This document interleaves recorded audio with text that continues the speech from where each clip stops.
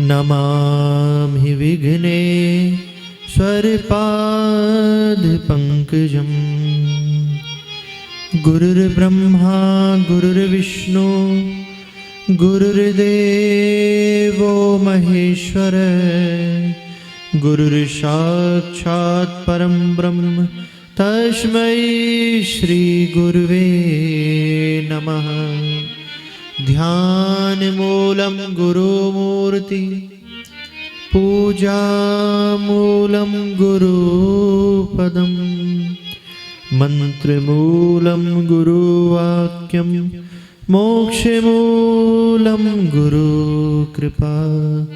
अखण्डमण्डलाकारं व्याप्तं येन चराचरं, तत्पदं दर्शितं येन तस्मै श्री गुरुवे नमः।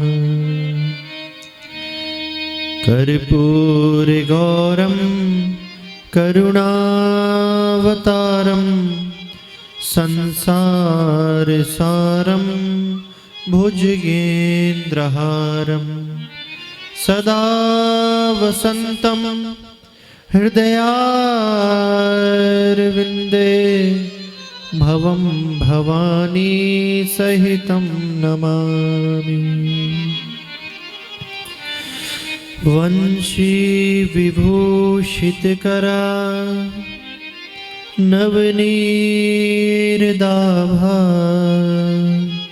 पीताम्बरादरुणबिम्ब फलाधरोष्ठा, पूर्णेन्दुसुन्दरमुखा दरविन्द्रनेत्रात्, कृष्णात् परं किमपि तत्त्वमहं न जाने।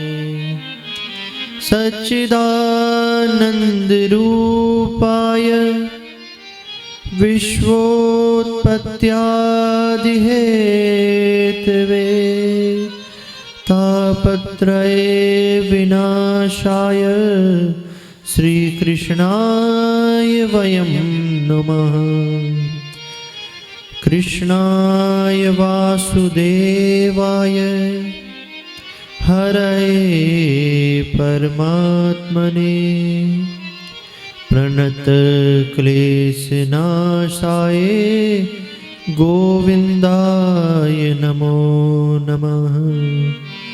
जय जय श्री राधा रमण, जय जय नवल किशोर, जय गोपी चित चोर प्रभु, जय जय माखन चोर। मनोजवं मारुत्यतुल्यवेगं, जितेन्द्रियं बुद्धिमतां वरिष्ठं, वातात्मजं वानरयोथमुख्यं, श्रीरामदूतं शरणं प्रपद्ये। अतुलितबलधामं स्वर्णसहलाभदेहं, धनुजवन किसानं ज्ञानिनां ग्रगण्यं, सकलगुणनिधानं वानराणामधीशं, रघुपतिप्रियभक्तं वातजातं नमामि। श्री गुरुचरण सरोज रज, निज मन मुकुर सुधार, वरणहु रघुवर विमल यश, जोदायक फलचार। बुद्धिहीन तनु जानिके, सुमिरहु पवन कुमार। बल बुद्धि विद्या देहु मोहि, हरहु कलेश विकार। जय हनुमान ज्ञान गुण सागर, जय कपीस तिहु लोक उजागर। रामदूत अतुलित बल धामा, अंजन पुत्र पुत्र पवन सुत नामा।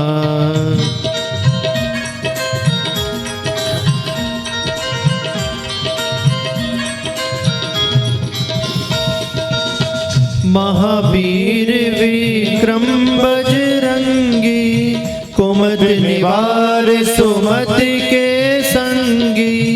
कंचन वरण विराज सुवेशा, कानन कुंडल कुंचित केसा। हाथ वज्र और ध्वजा विराजे, कांधे मूज जनेऊ साजे। शंकर सुवन केसरी नंदन, तेज प्रताप महाजगवंदन।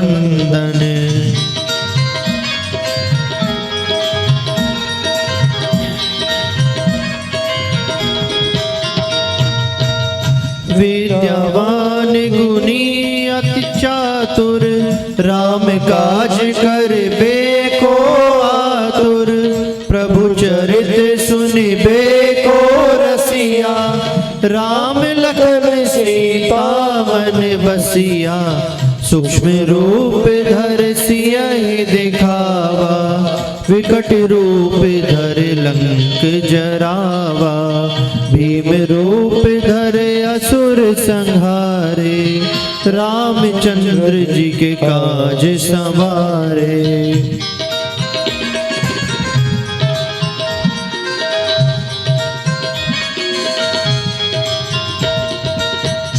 लाए संजीवन लखन जी आए, श्री रघुवीर हरष उर लाए। रघुपति कीनी बहुत बड़ाई, तुम मम प्रिय भरतहि सम भाई। सहस बदन तुम रो यश गावे, हस कई श्रीपति कंठ लगावे। सनकादिक ब्रह्मादि मुनीषा, नारद शारद सहित अहीशा।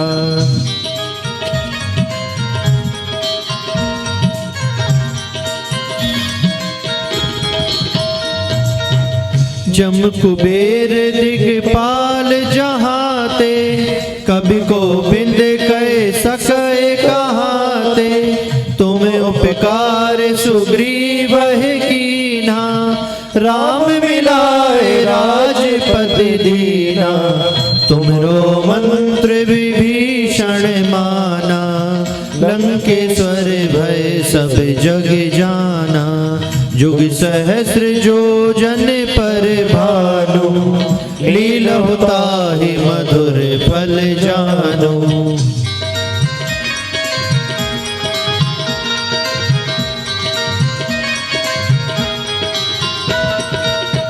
प्रभु मुद्रिका मेल मुख माही, जलदि लांग गए अचरज नाही। दुर्गम काज जगत के जेते, सुगम अनुग्रह तुमरे तेते। राम दुआरे तुम रखवारे, होत न आज्ञा बिनु पैसारे। सब सुख लहै तुम्हारी शरणा, तुम रक्षक काहू को डरना।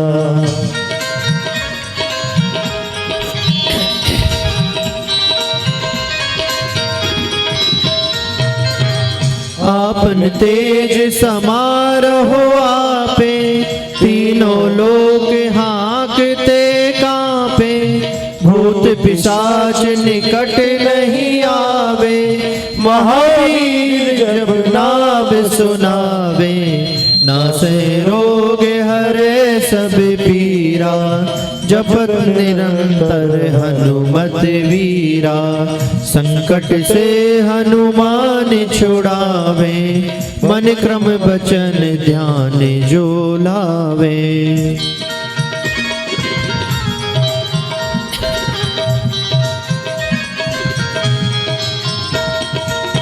सपर राम तपस्वी राजा, तिनके काज सकल तुम साजा। और मनोरथ जो कोई लावे, सोई अमित पावे। चारों युग परताप तुम्हारा, है प्रसिद्ध जगत उजियारा। साधु संत के तुम रखवारे, असुर निकंदन राम दुलारे।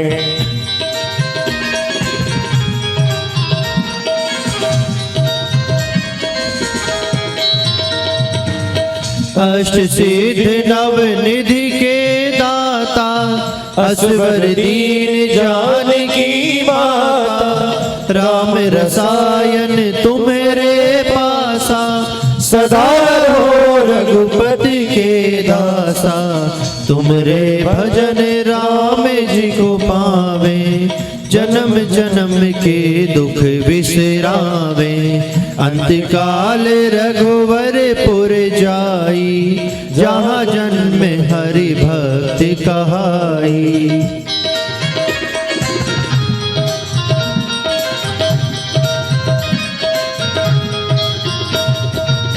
और देवता चेतन धरई, हनुमत से सर्व सुख करई।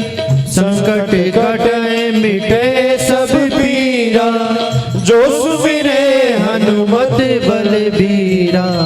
जय जय जय हनुमान गोसाई, कृपा करहु गुरुदेव की नाई। जो सत बार पाठ कर कोई, छूटे बंद महा सुख होई।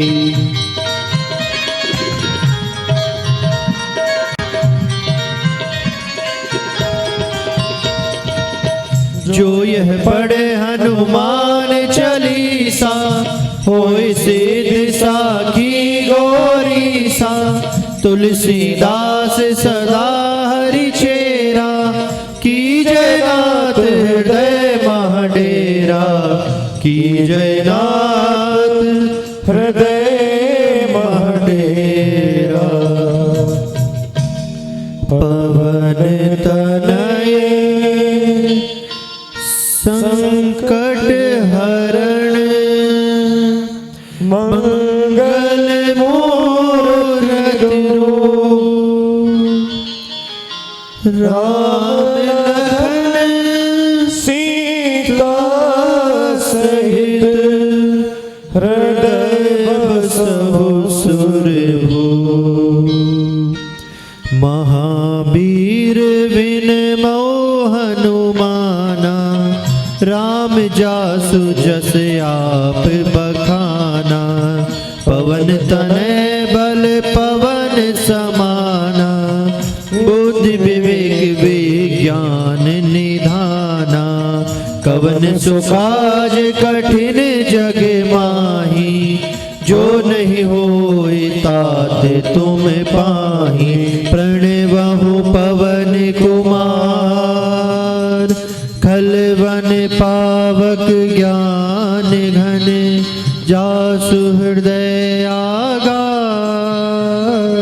बसहि राम सर चाप धर, सियावर राम जय जय राम। मेरे प्रभु राम जय जय राम। श्री राम जय राम जय जय राम। श्री राम जय राम जय जय राम। श्री राम जय राम जय जय राम। श्री राम जय राम जय जय राम। श्री राम जय राम जय जय राम। श्री राम जय राम जय जय राम। श्री राम जय राम जय जय राम। श्री राम जय राम जय जय राम। श्री राम जय राम जय जय राम। श्री राम जय राम जय जय राम। बोलो श्री राम जय राम जय जय राम। बोलो श्री राम जय राम जय जय राम। बोलो श्री राम जय राम जय जय राम। बोलो श्री राम जय राम जय जय राम।